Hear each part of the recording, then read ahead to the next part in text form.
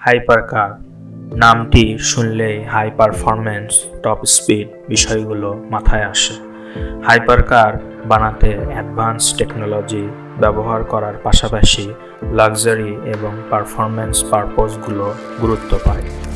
Hypercar সবাইকে মুগ্ধ করে।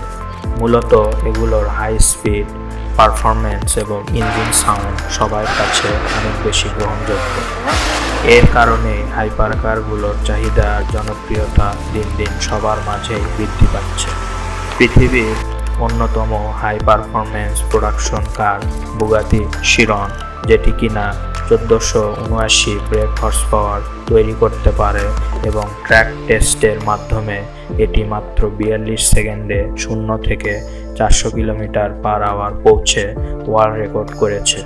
এই হাইপারকারগুলো কিনতে গেলে $3 মিলিয়ন বেশি খরচ করতে হতে পারে, যা আসলেই অনেকটা অর্থ। তবে বুগাটি ব্র্যান্ডের লা ভয়েজার 9 গাড়িটি কিনতে ব্যয় হয়েছে $18 মিলিয়ন, যেটি আসলেই চোখ কপালে উঠে যাওয়ার মতো ব্যাপার। কিন্তু ঠিক কী কারণে এই গাড়িগুলোর কস্ট এত বেশি, তাই এবার জেনে নেওয়া যাক। 1947 সালে ফেরারি 125S এবং 1963 সালে ল্যাম্বরগিনি 350 জিটিভি গাড়ির মাধ্যমে রেসিংয়ে পরিচিতি লাভ করে। তবে এই গাড়িগুলো শুধু ট্র্যাককে কেন্দ্র করে বানানো হয়েছে।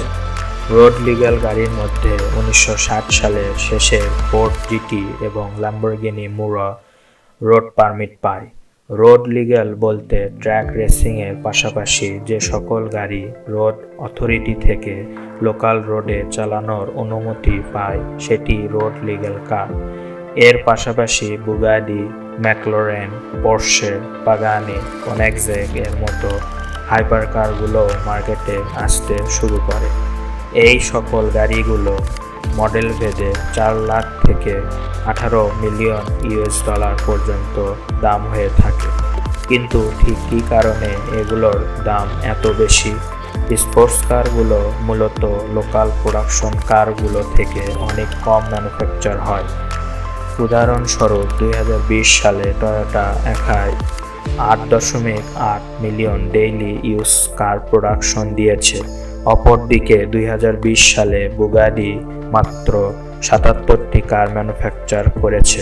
2020 সালে ম্যাকলোরেন করেছে 4662টি ইউনিট এবং ল্যাম্বরগিনি এলিমেন্টো গাড়িটি মাত্র 20টি ইউনিট তৈরি করা হয়। হাইপারকারগুলো যেহেতু ওনারের লাক্সারি এবং স্ট্যাটাসকে মেনটেন করে প্রস্তুত করে, সেই কারণে এগুলোর প্রোডাকশন অনেক কম হয়ে থাকে, তার সঙ্গে প্রাইসও থাকে অনেক হাই। হাইপারকার কোম্পানিগুলোর ইকোনমি অফ কস্ট থাকে না এবং প্রোডাকশন কস্ট অনেক বেড়ে যায়।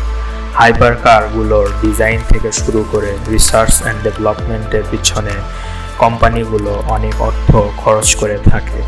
গাড়ির ড্র্যাগ কমানোর জন্য aerodynamic design and light weight বডির দিকে বেশ গুরুত্ব দেয় কোম্পানিগুলো। এর ফলশ্রুতিতে কোম্পানিগুলোর বেশ অর্থ খরচ হয়ে যায়। প্রায় প্রতিটি নিউ মডেল হাইপারকারের জন্য নতুন ইঞ্জিন, গিয়ারবক্স ডিজাইন করতে হয়, যাতে করে গাড়ির হর্স পাওয়ার বৃদ্ধির পাশাপাশি ইঞ্জিন এবং গিয়ারবক্স লাইট ওয়েট হয়। লোকাল প্রোডাকশন কারগুলো রোবট দ্বারা ম্যানুফ্যাকচার করা হলেও হাইপারকারগুলো হাতে তৈরি করে এবং একটি গাড়ি তৈরি করতে 2 মাস পর্যন্ত সময় লেগে যেতে পারে।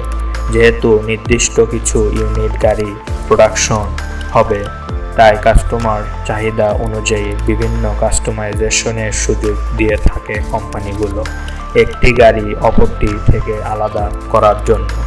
এই সব কারগুলো ম্যানুফ্যাকচার করতে যে ম্যাটেরিয়ালগুলো ইউজ করে সেগুলো খুব রেয়ার মেটাল, যার মধ্যে carbon fibre, silver, gold, titanium, magnesium ইত্যাদি light weight strong material use হয়ে থাকে, যার ফলে গাড়ির দাম এবং মান অনেক বৃদ্ধি পায়।